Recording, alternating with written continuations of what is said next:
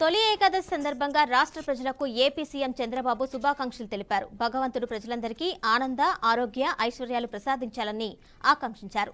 అటు పవిత్ర మొహరం నేపథ్యంలో ముస్లిం సోదరీమణులకు శుభం జరగాలని అల్లాహ్ను ప్రార్థిస్తున్నట్లు సీఎం ట్వీట్ చేశారు. సమాజం కోసం ప్రాణత్యాగం చేసిన ఇమాం హుస్సేన్ జీవితం ఆదర్శమని కొనియాడారు.